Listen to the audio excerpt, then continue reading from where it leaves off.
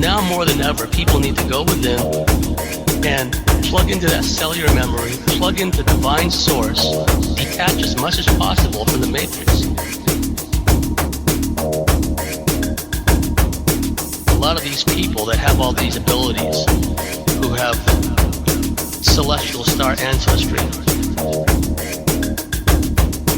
they're operating not only throughout this cosmos, but in higher planes, and they're working against the Draco Empire. The photonic energy and the cosmic rays will activate our higher centers.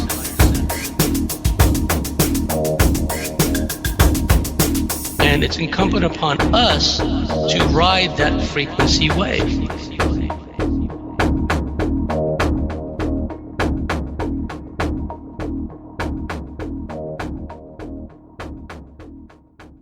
Hello again, everybody. This is James Bartley, and you're listening to Bartley's Commentaries on the Cosmic Wars. Today, I will be talking about Antarctica. In the recent past, there's been a lot of discussion about Antarctica as it relates to a possible UFO alien disclosure. Antarctica also figures in to the flat Earth meme that's been going around for some time now, which I do not ascribe to the flat Earth theory. Antarctica has always been a continent shrouded in mystery. Think of the Peary Rice map, which showed Antarctica as being ice-free sometime in the past. We know that the U.S. military sent a task force down to Antarctica after World War II, the famous Operation High Jump, commanded by Admiral Byrd. Apparently, the task force had to turn back after it was attacked by advanced craft. And of course, this ties in also to stories about the Germans setting up bases in Antarctica. We know that they had set up bases and entire communities in South America. Some of these South American German expatriate communities were extremely German, and some would argue, aside from the different kind of climate and terrain, some of these communities were more German than German, right? So we know they had gotten at least as far down south as South America. So it would be no stretch to see them going a little further down to Antarctica, especially since we know that the Germans had long-range U-boats. They utilized these long-range U-boats for a variety of missions in World War II, including blockade running, meeting their Japanese submarine counterparts in the Indian Ocean, in the Pacific Ocean, and offloading equipment and technology, etc. So there is probably truth to the notion that Germans had gotten as far as Antarctica. And we know that there have been stories of, in the recent past, pyramids, and I'm going to talk more about that. I'm going to talk about some of the findings that myself and my German colleagues came up with when we were remotely viewing Antarctica a few years ago now. It's actually been a while, more like several years at this point. But long before we started hearing all these stories about pyramids in Antarctica, our team, the Germans I was working with, we had independently, remotely viewed and astrally traveled to some of these pyramids, and they seemed to be, or they were, in a highly energetic, active state. And it should come as no surprise that there are pyramids in Antarctica. There are pyramids on every other continent in the world. So why shouldn't there be pyramids in Antarctica? It only stands to reason. And also, the public, especially the science fiction watching public, have been prepped over time to this notion that there may be, or had been, an advanced civilization in Antarctica at some point in the past. We had episodes in Stargate SG-1, and then the spin-off Stargate Atlantis that had everything to do with Antarctica. I'll talk more about that. There's the connection Antarctica has to the whole disclosure movement. So there's a lot to talk about. I remind the listeners that there was a fellow at one point, and I don't know if he's still with us. His name was Joseph P. Skippers, and he had the excellent website, the Mars Anomalies Research website. There was a lot of great imagery, overhead imagery, satellite imagery of Mars, the surface of Mars. There was very good imagery of the gigantic structures on Mars, the large tube thingies on Mars, but also pages on that website devoted to anomalies on Earth, like large cities beneath the ocean. If memory serves, I think it was offshore of the western shore of, was it South America? Yeah, I think it was South America, but don't quote me on that. It could have been Africa.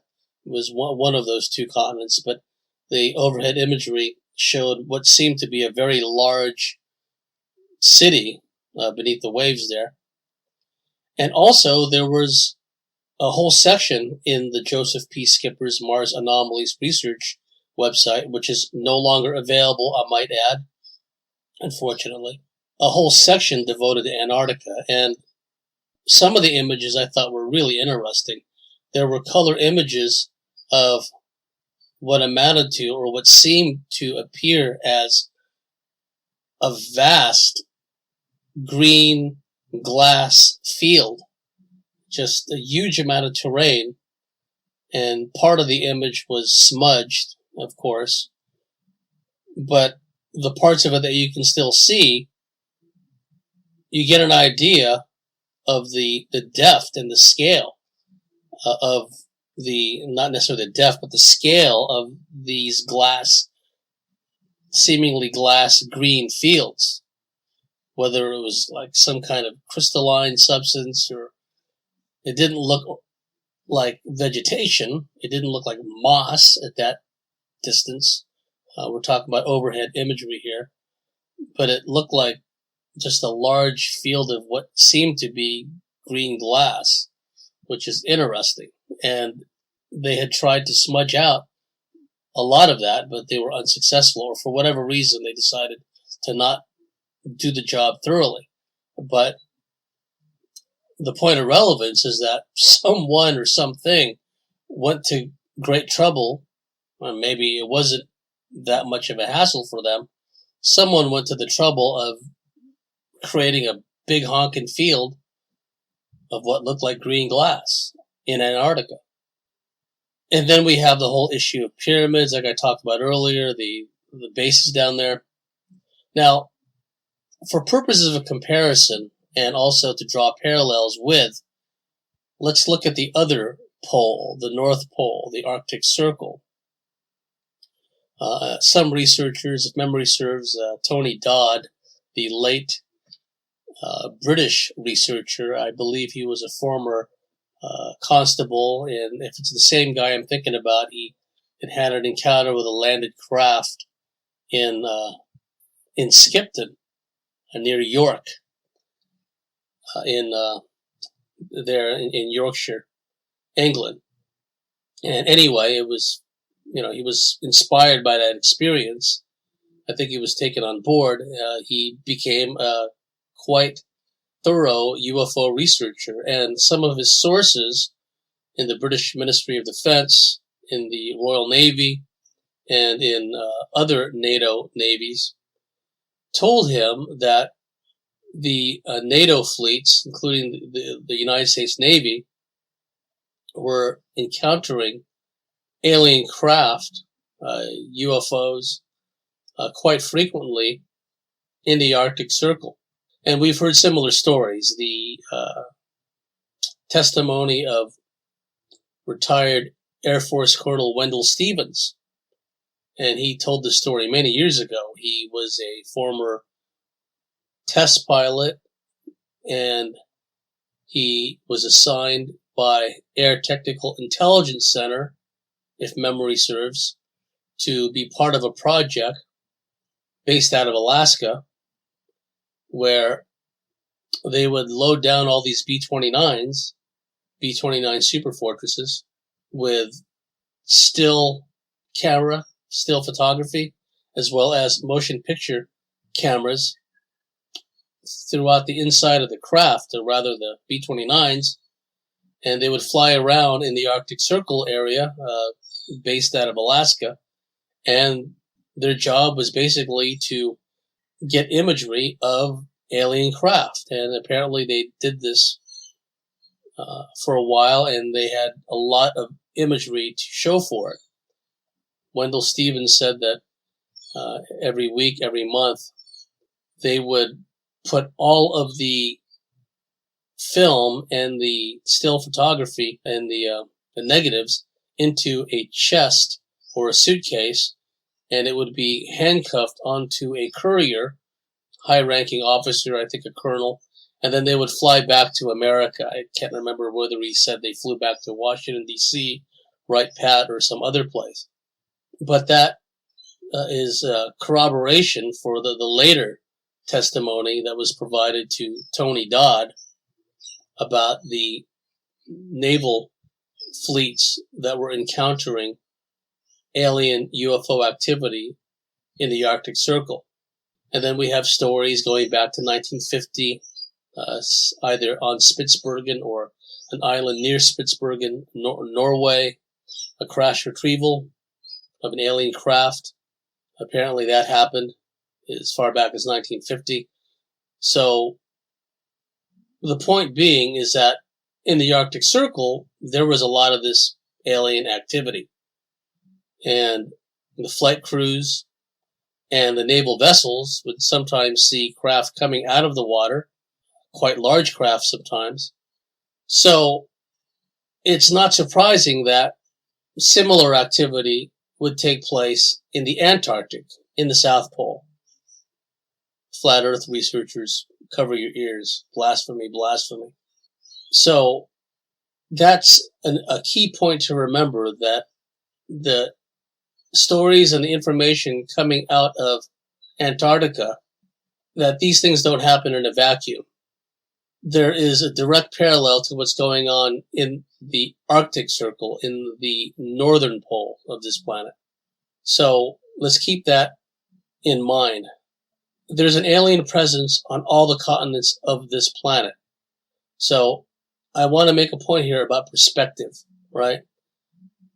A lot of the exopolitics types, a lot of the disclosure types are talking now about how Antarctica will be disclosure, that somehow, some way, Antarctica is going to figure in the disclosure process. And whether, as some suggest, like Michael Salla, I was listening to an interview he did with Freeman Fly, and I think, if memory serves, the sources that Michael Salla was quoting from mentioned that if they do announce something based on findings in Antarctica, one or more of his sources told him they're likely to say that it's not aliens or an advanced alien civilization, the remnants of that they found there beneath the ice in Antarctica, but rather an advanced human civilization, right? Human can describe a number of ET races, so-called Palladians, Nordic beings, etc., etc. But if they want to kind of make it a limited hangout, give the people, the TV watchers, like a bite-sized chunk that they don't gag on, they may tell them that, well, yes, they found proof of an advanced civilization that goes back hundreds or thousands of years, or even further back, but no worries, these are human people, or were human people. They just happen to be very advanced. And by saying that they found proof of this in Antarctica, it's something that they can keep at arm's length. It's kind of like a radar report of a radar signature of a UFO. It's kind of a pilot sighting of a UFO. Interesting. Nothing you can really sink your teeth into, no matter how spectacular the pilot sighting is or how tangible the proof is in the form of a radar return. Because there's always a lot of people out there who'll say, yeah, but what does it really prove, right? It's something that's still at arm's length, non-threatening, non-confronting. And so the whole, let's release something, let's disclose something, let's throw them a bone based on Antarctica, it still has that element of being at arm's length. And also, especially if they say that there's proof that they found of an ancient advanced human civilization, it's like cud for them to chew on, right? The TV news watchers. They don't have to say anything about an alien race, a group of beings that look nothing like us. That would maybe cause some heartburn or worse for a lot of people. Now more than ever, we have to be mindful of the signal to noise ratio. All these alleged whistleblowers coming forward, all these sources coming out, all these videos coming out on YouTube about what's going on in Antarctica, right? And I do believe there's an alien presence there, just as there's an alien presence on every other continent on this planet. That's not to marginalize or downplay the significance of what's going on in Antarctica, but we have to look at things in proper perspective. If the powers that be, in all frankness, in complete sincerity, told the public worldwide what was going on underground beneath, say, Edwards Air Force Base in the high desert of Southern California, that engineers and scientists and military people, aerospace engineers and specialists on a daily basis beneath Edwards Air Force Base were interacting with non-human life forms. Okay, that blows the lid right off, right there. People will be freaking out. Well, why weren't we told? What does this mean? People are going to get scared. Is it possible that similar ongoing interaction with non-human life forms is going on beneath McMurdo Station? Well, quite possibly. It's happening in North America. It's happening probably in just about every continent on the planet. Deep black elements of the military or secret societies or some corporate faction somewhere is interacting with non-human life forms. So why shouldn't that happen in Antarctica? But I just wanted to mention that thing about Edwards Air Force Base to put this in proper perspective. If the powers that be were to even tell a fraction of what's going on in the underground bases, Dulce, New Mexico, Edwards Air Force Base, China Lake, and any number of underground bases that people don't even have a name for, well, that blows the lid off right there. So let's not push all of the chips on the table into the roulette square marked Antarctica, okay? So let's just keep that point in mind. Let's keep it in proper perspective.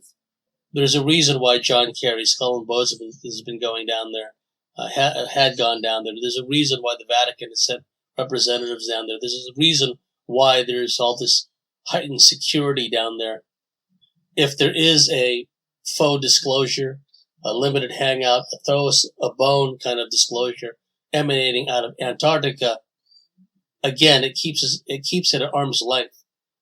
That's even more of at an arm's length, not so threatening as even the disclosure of Area 51. Area 51 never had an official disclosure, but many people who were interested in this subject, especially after Bob Lazar came out in 89 sometime, 89, 90 time frame, and many of us have gone out there to Rachel, Nevada, and many of us have gone out there by what used to be a black mailbox until the owners of the property got tired of their black mailbox being stolen for souvenir purposes. They painted it white, last I heard. People have gone out there by Groom Road and seen all kinds of things. Jordan Maxwell, his story, which I find utterly believable, he and another guy who I'd met, his name is Paul, if memory serves, they went the wrong way. They went the opposite direction, away from the site that a lot of people go to, and they got lost and they pulled over and were trying to get their bearings, and then out of this big cloud bank flew several large ships, right? Several large craft. But the point of relevance is that Area 51 is still out there at arm's length. A lot of people can't be bothered with going out there and seeing this for themselves. What's the activity that's going on out there? And I do believe it's disinformation. When you hear people like Stephen Greer say that, oh, they just like uprooted the entire operation there at Area 51 and moved it off to Utah, that's nonsense. Because there's an alien presence at Area 51, and they're not going to leave because Stephen Greer says so. That's patently absurd. Okay, so Antarctica would even be more remote than Area 51. More remote. So they can weave any kind of story they want, the powers that be. And because of the heightened security down there in Antarctica, because of the inability of people to just go down there on their own, right? A lot of UFO hotspots in the world. South America, Chile, Argentina, Peru, Bolivia, Brazil, etc. I mean, people can get to these places. But, good luck getting down to Antarctica unless you're part of some weird science project, the military, or a Milab. And I'll get to that in a moment, a little later on. So let's do what we can to separate the noise from the signal. There's going to be a lot of people talking about what they know or think they know about Antarctica. Let's keep it in proper perspective. There's all kinds of stuff going on in North America right now that if people knew the truth would blow the whole lid off of all of this. So Antarctica isn't the be-all and isn't the end-all, but something big is going on there, which is just part of a much larger pattern, obviously. So this needs to be kept in mind. We still don't know if the story about Buzz Aldrin saying something about Antarctica is even true. He said something big and scary is down there and we have to be worried about it. And it could just be more Chicken Little, right? Get everyone freaked out, get everyone scared because a big shot like Buzz Aldrin, who for decades has made a career out of debunking the whole UFO thing like the good Freemason that he is, right? So I'm not going to suddenly change my attitude about him because supposedly he throws us a bone and tries to scare us about something big and scary emanating from Antarctica. There's no way to prove he really made those comments, he really tweeted those comments. And it's completely at variance with what he's done in the past. He's been a consistent, persistent debunker of the whole concept of UFOs and aliens, despite what some of his fellow astronauts have said about UFOs and aliens. People like Dr. Edgar Mitchell I've talked about before, and also Gordon Cooper, who's been very vocal over the years about the reality of the alien presence here. Buzz Aldrin has been steadfast in his debunking about aliens and UFOs, and suddenly now he's going to be chirping and piping up about something to do with Antarctica. I'm not buying it. I was dubious about that from the moment that story came out. Let me talk a bit about the episodes of Stargate SG-1 and how it segued into a whole spin-off called Stargate Atlantis, and how that has played a role in prepping people about the whole concept of Antarctica. In season 7, I think it was, Anubis, of all names, that this Goa'uld system lord, actually he's half ascended, half Goa'uld, makes him even more powerful, named Anubis. And of course, those of you familiar with Akkadian magic, Egyptian esoteric, ancient magic, and cosmology know that Anubis is connected to Sirius, the dog star Sirius, the Sirius star system. Anyway, in Stargate SG-1 in season 7, Anubis is going to invade Earth. He's going to either wipe out Earth and wipe out all the inhabitants, or take them up as slaves, or whatever he was going to do. And by slavery, basically implanting people with a symbiote, a reptilian snake entity, and taken people up as a host. But I think in this case, I think Anubis just wanted to get rid of the people of Earth. So SG-1, of course, has to step into the breach and stop this from happening.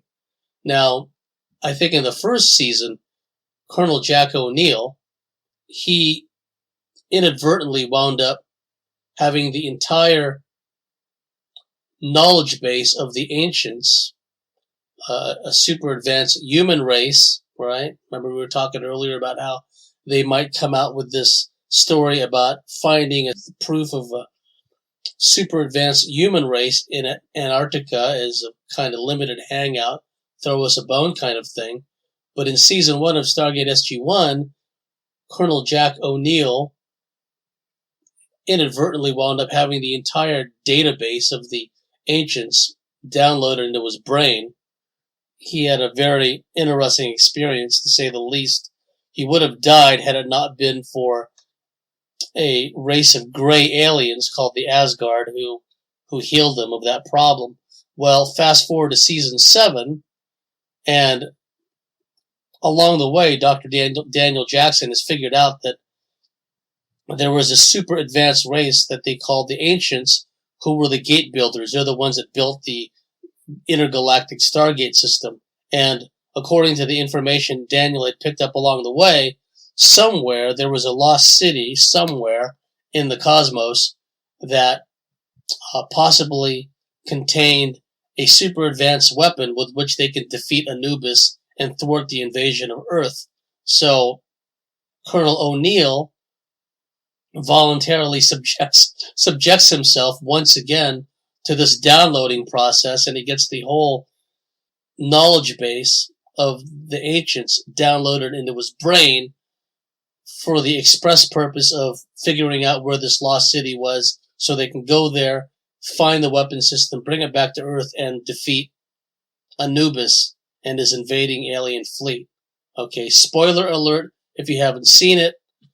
Long story short, they find out where a power source is on a distant planet.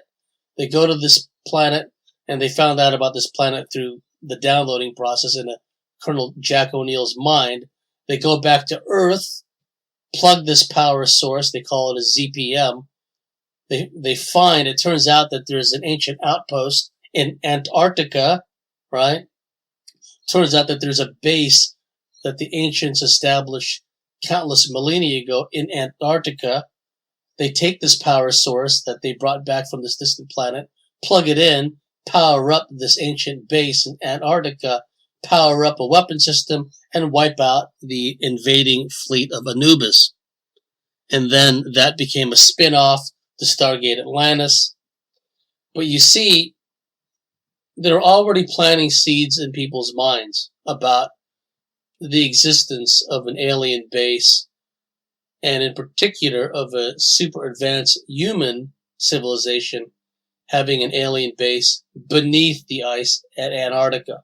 And then, like I said, they created a whole spin-off that lasted for a few seasons. I happen to like Stargate Atlantis. I thought that was a pretty good show. So now we have countless people out there, sci-fi fans. It's in the forefront of their consciousness that, yeah, there's, a great TV show out there, and there's aliens and alien bases beneath Antarctica, and it's a short hop from there to a public announcement. And what's funny about some people that are into sci-fi, a lot of them are skeptical about aliens and UFOs. It's a weird disconnect, which I was never able to quite understand. But once an official announcement goes out saying, oh yes, we found evidence of a advanced civilization of humans beneath Antarctica, well, all these sci-fi fans, all these Stargate SG-1 and Stargate Atlantis fans, they're going to say, oh yeah, we knew that, right? So, a limited hangout, planting seeds, predictive programming, so-called. Okay, let me tell you a bit about what I learned in my sessions with the Germans, quote-unquote. The Germans were a small group of highly gifted remote viewers, psychics, healers, that I had the honor and privilege of working with a number of sessions via Skype. And the gal that I really admired and really held in high esteem, still do, her name is Martina. And unfortunately, because of the amount of Draco harassment, interference, manipulation, spiritual warfare, reprisals, Martina had to retire from the field. But I would rate Martina as being a world-class mystic, world-class seer, world-class remote viewer and healer. She had to get out of the field because of all the interference and manipulation and spiritual warfare attacks she was being subjected to. Now, on some sessions, we would have an object in mind. We would go into it with a certain intention that we wanted to accomplish something. Maybe one or the other of us were having certain challenges, whether it was energetically, spiritually, health-wise. Maybe some of us were receiving a lot of spiritual warfare, reprisals, or interference, and then we would all pull our resources together, energetically, spiritually, psychically, and do what we could to provide healing, protection, buck up the auric shields of a given individual. Like say, okay, today we're going to work with so-and-so because she's been having a lot of challenges recently. Dracs have been messing with her and whatnot. And then on other occasions, we would choose to go back in time, if you will, and heal somebody from a past life issue or an energetic attachment, energetic cord issue, entity attachment issue, whatever the case may be. So it varied. And sometimes we'd be working and we didn't have a specific goal in mind. We didn't go into it, okay, we're going to combine our psychic, energetic resources and help so-and-so, part of our small group. We just kind of went with the flow, Martina being the primary visionary. And also, tip here, folks, Martina always worked from the heart center. She was the one I learned the whole concept of working from your physical heart space, your energetic heart center. I recently had George Kavasilis on the show. Another friend I want to get on the show one of these days, a colleague of mine, does a lot of work with primal heart therapy. I'd love to get her on the show here at some point. Anyway, Martina worked from the heart center. And sometimes we would just kind of wing it, an ad hoc Skype session, so to speak, kind of ad-libbing it. Okay, we would just follow Martina's lead, wherever her spirit guided her, if we didn't have a particular objective in mind. And on one such occasion, spirit guided her higher self, her oversoul guided her to Antarctica. And she said, okay, I'm paraphrasing here, I'm trying to remember what she said. All this is being translated in real time into English. And she said, okay, I'm above a very large pyramid in Antarctica. And it's active, it's powered up, it's generating a lot of energy. I'm feeling a lot of energy. And she was saying her whole body was shaking, and she was doing everything she could to stay grounded in order to stay in this experience. And she was able to ground herself, be able to detach from all the energy and just view. And what she described was a humongous pyramid in Antarctica that was already powered up. And then another one of our German colleagues projected himself or herself to the same place where they could observe it, but still not connect to the energetic field.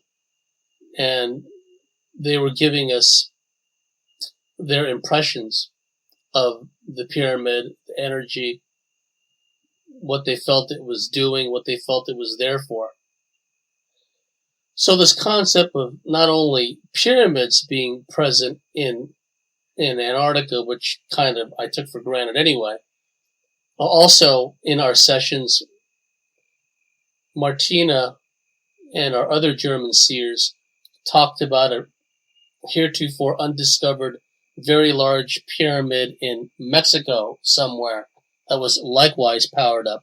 I don't know if it was the same pyramid that a photo was taken of two young daughters standing, posing in front of a pyramid and energy beams shooting up from the top of the pyramid.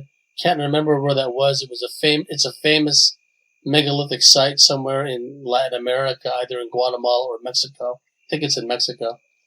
But I don't think that the pyramid that Martina tuned into in Mexico was the same one. I think it was somewhere else. And it seemed to me at the time that a lot of these pyramids were being, and sacred sites, megalithic sites, were being powered up. Whether it was an old grid that was being reactivated or a new grid superimposed over an old grid, whatever the case may be, some of these pyramids and megalithic sites and sacred sites, stone circle sites, were being powered up. So when these stories start coming out years later about pyramids being found in Antarctica and some of them being energetically active, I was already familiar with that concept from my sessions with the Germans. Here's another thing to consider too. Some of the Milabs that I work closely with have talked about being taken beneath Antarctica. And there have been some alleged whistleblowers who've talked about being taken to Antarctica. I'm not talking about any of that information. My information from Milabs is vetted. I vet these people personally. I know them personally. In many cases, I've known them for many years. And these are people that are not prone to hyperbole, over-exaggeration, or lying. These are people that I trust implicitly. Now, it must be understood, folks, that when Milabs are told things by their handlers or controllers or military people, and the Milab relates that to us or relates that to us in a private meeting, relates it in a lecture, whatever the case may be, we have to be mindful of the fact that the controllers, the military people, may be lying, may be deliberately sowing disinformation, may be deliberately not telling the whole story to the Milab. We know just from surface level ops, black ops, espionage, counter-espionage, special operations, black ops on the surface. We know that the controllers, the handlers, the taskmasters that send these spies, spooks, and special operatives out into the world to do this, that, and the other, that oftentimes they don't tell them the whole story. In fact, in many cases, what they tell their operatives, their field operatives, is a tissue of lies from beginning to end. Their attitude is, we don't have to tell these operatives, these spies, these spooks on the ground the truth. We just want to tell them enough, maybe even deliberately tell them lies, so they do our bidding and they carry out our missions. And in many cases, it behooves the taskmasters, it behooves the controllers to not tell the truth. And then the spooks, the spies, the operatives in the field, they find out the hard way that what they've been told isn't the whole truth. They find out once they're there in the field and everything goes to hell in a handbasket that they've been lied to. Okay? So if that happens on just surface level black ops, surface level special ops, surface level spying, espionage, counter-espionage, of course that kind of thing will happen when it comes to the weird science ops, the Milab ops, the secret space ops. Let's keep all this in mind. So when a Milab tells me, or when I have my own kind of experience, and a military person or a controller is telling me something, I don't necessarily take it on board, okay? Because my ego cannot be activated. If someone's trying to make me think I'm special and at the epicenter of events and I'm a big shot and I'm a super soldier. No, I don't buy that. It doesn't work on me. So we must keep this in mind. When Milabs relate certain stories or information they've been told by military people, by their controllers, by their handlers, oftentimes when they're in a mind-controlled state, we have to kind of intuitively determine what they're being really told. Sometimes it works best to think in opposites. Okay, if they told this Milab, who I trust implicitly, this, and this Milab, who I trust implicitly, relays that to me, and me and the Milab, we have this discussion, we try to sort out what it really means, because the Milabs that I'm in comms with, we don't just take anything at face value. We don't just believe what the military tells us. We've been around the block too long. Call us cynical, call us what you will, but we don't just believe whatever we're told. Whether it's a big shot military general, some person in a general's, admiral's uniform, doesn't matter. We make up our own minds about these things. Okay? And some of the Milabs that I'm in comms with have been taken, or believe they've been taken, to Antarctica, taken to an underground base. And what they've been told really is not much different than some of the information that we've heard thus far. That there does seem to be German technology that had been left over, that had been left there, secreted there many decades ago, that for its time, and especially compared to the surface world, surface level of technology is quite advanced. And the Milabs say that, yeah, there are underground bases there, and there are ancient civilizations that have been there, and alien bases and an alien presence there. And there are other things which I'm waiting for more confirmation on. So the point of relevance is I've also heard from Milabs that they've been taken to Antarctica, taken underground, that there is a deep black weird science military presence there. But I'm still in the process of finding out more. And what I can share with you, well, I'll let you know. Okay? Because I'm not one of those types to just pass on innuendo or pass on information that may be disinformation. If I had inadvertently passed on information and that's not truthful or is not exactly 100% accurate, I'll tell you. Because it's entirely possible that even people that I vet and know and trust implicitly may have been fed disinformation specifically to tell me about it, so I turn around and tell you about it. So it would be a disservice to my listeners if I were to just to swallow whole whatever I've been told and uncritically, with lacking in any discernment at all, turn around and pass it on to you. Because then I'd just be adding to the noise. Remember I talked about the noise to signal ratio, the signal to noise ratio. Suffice it to say for now that I do know Milabs who feel they've been taken underground to Antarctica. And from some of my sources, I've also understand, which is not surprising at all, that surface level elements of special forces of certain nations have been taken. They're not surprising at all, because you would want people with certain specialist skills for security, and especially if they find something that is needs protection, security, or maybe they find something there in Antarctica that may pose some kind of a latent or potential threat. Yeah, of course they're going to want operators with specialist skills to be there on site. So the moral of this story, folks, is watch out for limited hangouts, watch out for feel-good stories, watch out for fake news or fake information disseminated by alleged whistleblowers. Go within, trust your own inner guidance, and if you're a Milab, likewise, be very discerning about what you've been shown what you've been told. And remember to think in opposites. That's what the point I was trying to make earlier, but I got sidetracked. That, okay, if someone or something is trying to make me believe this, let me stand it on its head, think in opposites. Maybe I'll derive more clarity from looking at it from a different or an opposite perspective, hence the term thinking and speaking in opposites. One other point to consider about Antarctica. We've heard so much about the possibility of a hoaxed alien invasion, of a false flag alien invasion.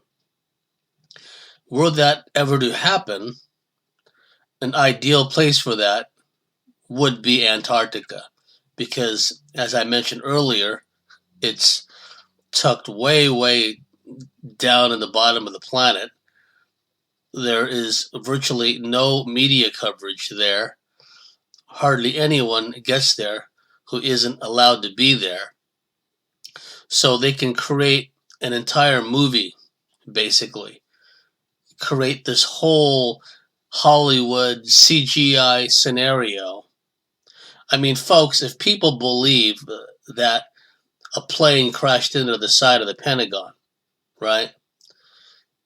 And they try to do these Jedi mind tricks. They had this uh, big shot military analyst, ex-military guy, talk about the film footage of 3 or 4 seconds of film footage of the what looked to be a missile hitting the side of the Pentagon, and then this moron military analyst says on the lamestream media, this proves all those conspiracy theories about the Pentagon and 9/11 are unfounded. And then when I look at that video, I see like a white blur coming in from the right, what looks for all the world like a missile, and then a sudden explosion. All right.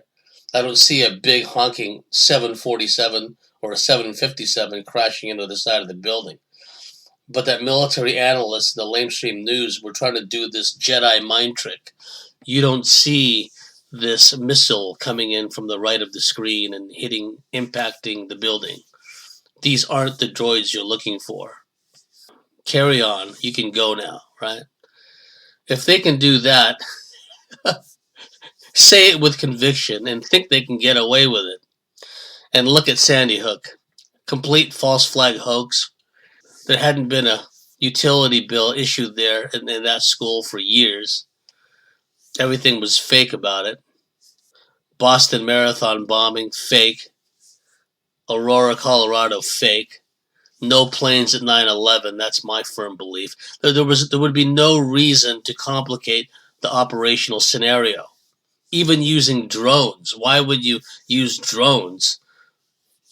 That would just complicate the operational scenario when you can simply tell the TV news droolers that planes crashed into the buildings.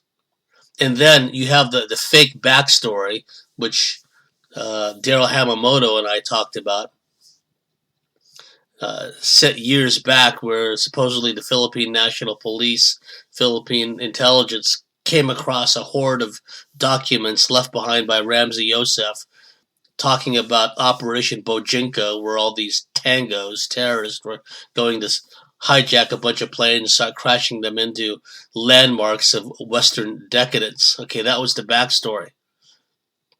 And then you had the Armed Islamic Group, GIA, and their so-called plot to steal a bunch of planes and crash them into the Eiffel Tower, etc., etc. More of a backstory. And then fast forward to 9/11, right? No planes were crashed into the Twin Towers. You don't have to believe that. That's what I believe.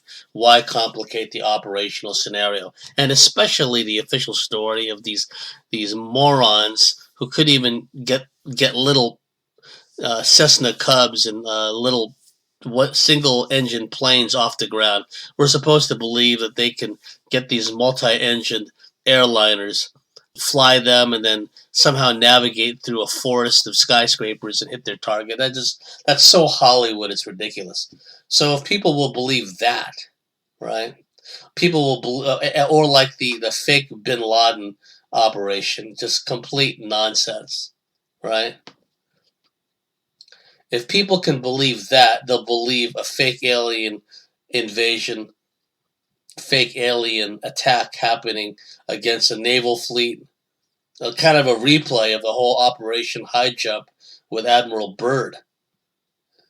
They can believe something emanating out of Antarctica. It's out of the way.